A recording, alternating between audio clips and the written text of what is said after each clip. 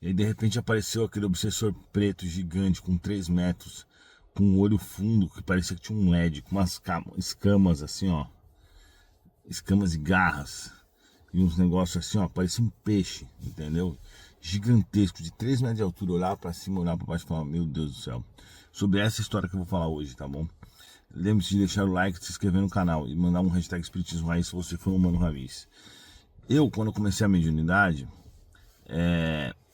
muitas vezes, até hoje na verdade, os espíritos aparecem para mim com o intuito de eu ajudá-los, mas esses que vêm para eu ajudá-los, eles querem a minha morte, eles querem acabar comigo, eles não querem que eu continue propagando o espiritismo. Então esse é o principal fator.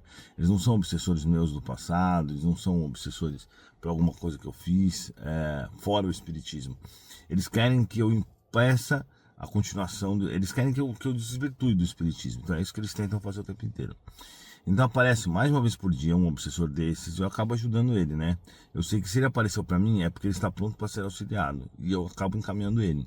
Então eu chamo os enfermeiros, eles buscam ele e levam. Só que só pode acontecer isso se o espírito aceitar. Se o espírito não aceitar, não tem como ajudá-lo. Eu posso só tirar ele da minha casa, porque pelo livre-arbítrio ele só pode se ajudá-lo se ele quiser, né? Ele não pode ir obrigado para ser auxiliado. Então, tudo bem, apareciam vários desses espíritos. O que eu sempre falava para esses espíritos é: manda o seu chefe. Porque eles têm um chefe que fica lá no umbral.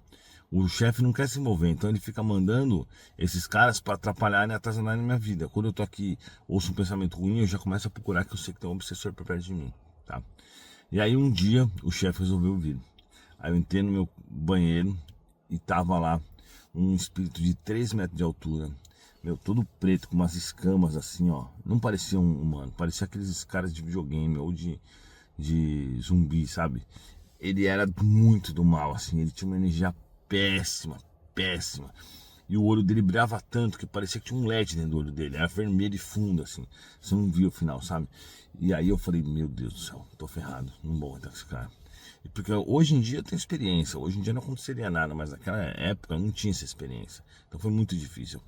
Porque aí a hora que ele olhou pra mim e falou com uma voz bem grossa, e aí, alguma coisa assim ele deve ter falado, né? E eu falei, meu Deus do céu, eu falei assim, quem é você? Ele falou assim, eu sou o chefe que você pede tanto pra vir. Aí eu falei, caraca, o que eu vou fazer agora? Já me desesperei, né? Já comecei a procurar meus amigos espirituais, e todo mundo já tinha desaparecido nessa hora. É óbvio, eles precisaram de propósito pra eu aprender. Aí eu comecei a tentar entrar na mente dele, que é o que eu faço na verdade. Eu falo algumas coisas pro espírito, eu sou muito bom de papo, né? Então eu vou convencendo ele que é besteira o que ele tá fazendo. Os obsessores eu convenço, eu falo que eles estão sendo usados e que no final das contas eles vão ter que pagar a conta, e é verdade, né? Só que esse daí, quando eu comecei, ele começou a emitir as energias para minha mente e ele começou a me dominar. Eu comecei a me sentir mal, eu tinha vontade de não viver, eu tinha vontade de morrer. Foi horrível, foi uma depressão instantânea, de um segundo para o outro. Ele começou a enviar as energias dele para dentro da minha mente e eu não conseguia mais bloquear. Eu comecei a me perder e eu não conseguia mais falar nada. Eu só conseguia tentar me recuperar.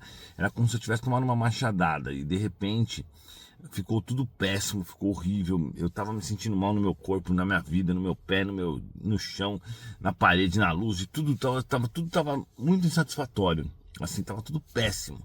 Ele conseguiu de fato entrar na minha mente, né?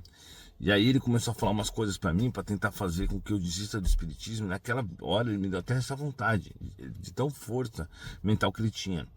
E aí eu comecei a tentar reverter e ficou naquela luta, né, energética, vamos dizer assim, não é uma luta física, mas é uma luta mental, é uma luta energética, né? E eu pedi ajuda, os espíritos deixavam lá me lascando, e aí até que eu consegui acessar um recurso que eu pensei do nada que eu lembrei desse recurso. Eu comecei a tentar mostrar para ele as coisas que ele fez e como ele era uma pessoa normal e etc. E ele estava bloqueando isso. Só que nisso que eu estava tentando mostrar isso para ele, ele não queria ver, porque isso pode realmente fazer ele regredir e se arrepender do que ele fez. É o que eu sempre faço, né? Só que ele bloqueando, ele bloqueava e dominava a minha mente. Só que nisso eu vi a mãe dele, eu vi que ele gostava muito da mãe dele. O que eu fiz? Eu chamei pela mãe dele, urgente. Falei, pelo amor de Deus, vem aqui, vem aqui. A mãe dele chegou. Quando a mãe dele chegou e ele viu, ele perdeu a força. Ele perdeu a força, a mãe dele começou a conversar com ele e eu comecei a pegar minha energia, porque na verdade é assim. Por que ele está ali, na realidade? Por que ele não é atendido diretamente? Porque ele precisa de uma energia semimaterial para se sentir bem, para ser atendido, né? Por isso que os espíritos obsessores precisam ser atendidos em centros espíritas, em religiões, às vezes na igreja, ou na presença de um médium. Porque essa energia, ela é vital, né? Os bons espíritos, eles não têm essa energia semimaterial. Quem tem é quem está encarnado.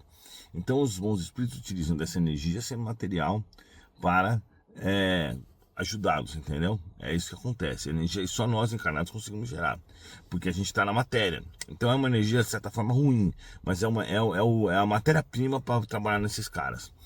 E aí a mãe dele chegou e começou a conversar com ele, e o cara foi mudando, ele foi encolhendo, ele foi virando humano normal, porque quem mantinha aquela forma horrível dele era a própria mente dele, que era uma mente muito poderosa, muito. Só que a hora que a mãe dele chegou, ele começou a se sensibilizar, e ele começou a passar mal, e ele começou a voltar ao normal, voltar ao normal, voltar ao normal. E aí ele voltou como uma forma de humano, e aí foi muito mais fácil. Aí nisso, a mãe dele parou de conversar com ele, olhou pra mim, e eu cheguei pra ele e falei assim, cara, você tá aqui, a gente passou por isso aí, vamos receber ajuda, você sabe que esse não é o caminho certo, tal. Aí no final das contas ele aceitou. Aí quando ele aceita, descem 2 enfermeiros, levam ele lá pro hospital espiritual.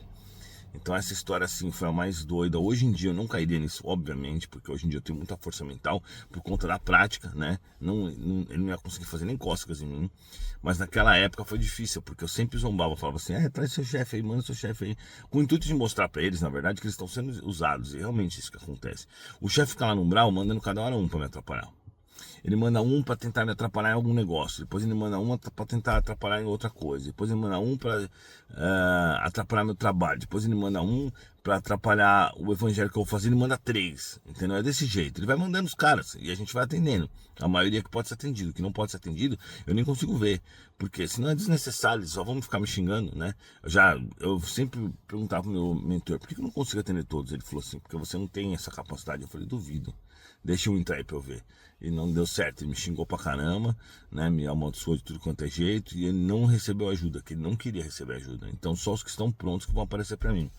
E eu sempre falava, né? Manda seu chefe, manda seu chefe. E dessa vez os caras mandaram, e não foi legal não.